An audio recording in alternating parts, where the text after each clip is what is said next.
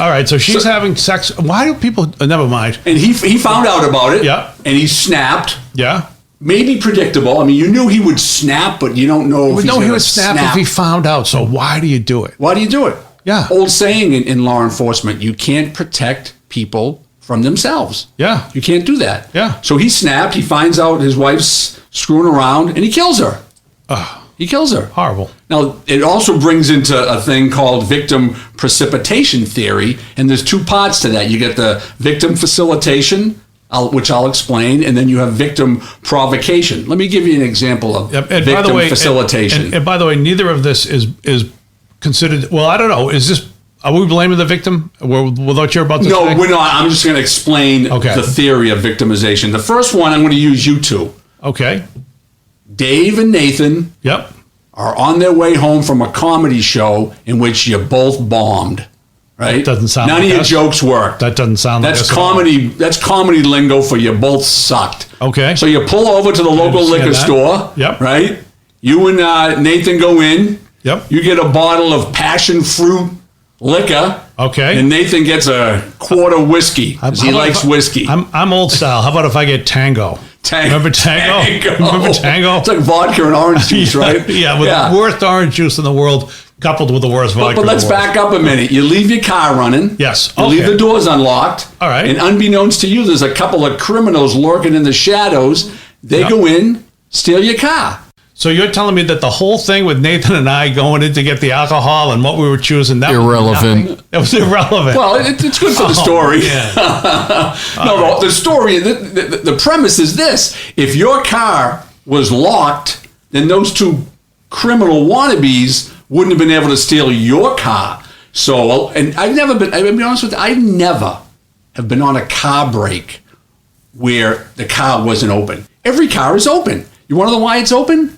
Because people don't think they're going to get robbed? Well, that's one of the reasons, but criminals usually won't smash the window on your car because it's going to make noise and they're going to get caught. Okay. The only time they'll usually break into a car, like, violently break and smash a window is when it's pouring rain out. There's some sort of a windstorm where that action is going to be muffled by the rain or the wind. That's the only time. All right. People facilitate their own victimization in those type of calls. So you and Nathan, with your desire for alcohol to drown your sorrows of a bad night of comedy, facilitated these kids stealing your car. How was that night any other night when we stop in the liquor store to get home? But all right, so anyway, we leave the car running, somebody steals it. Yeah. So that's victim facilitation. And now the one we're getting to right now is victim. Yeah, that's victim facilitation. Okay. Now the worst one is victim provocation. Okay. Now, obviously we're not blaming the victim, but if you're married to a guy and you know he has mental health issues or he's violent and he's been violent in the past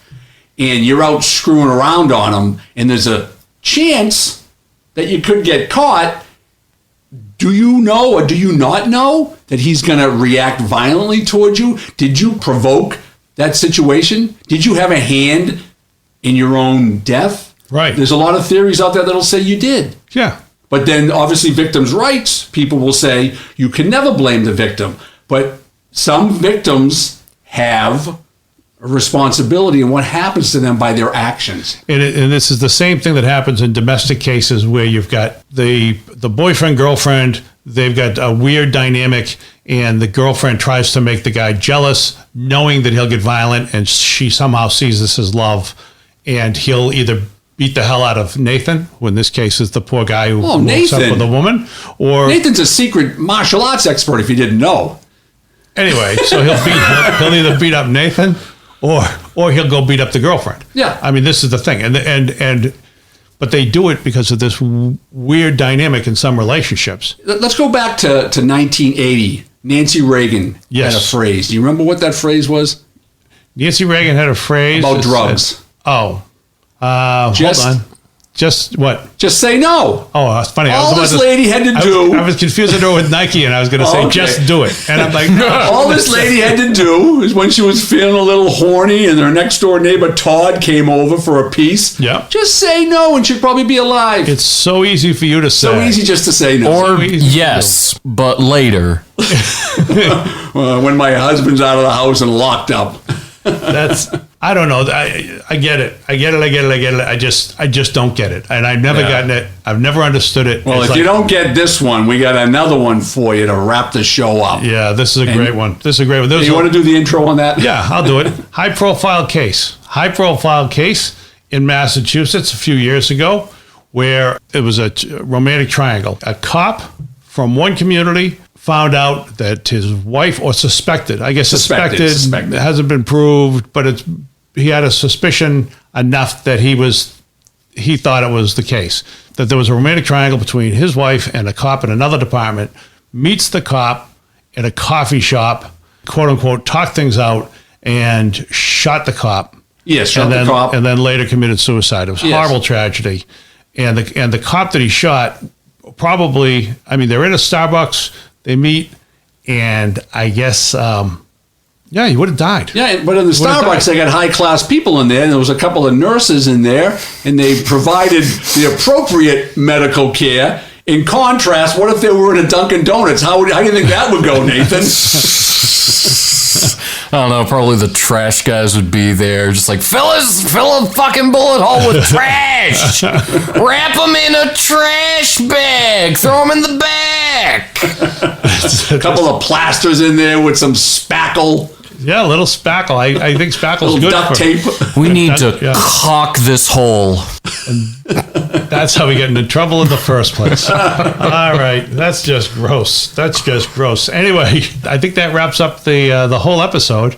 We had the disclaimer early on. Oh, yeah. We'll get back to this. Nancy Reagan, just say no is a good thing. Or yes. Don't kill your spouse. Don't kill your wife.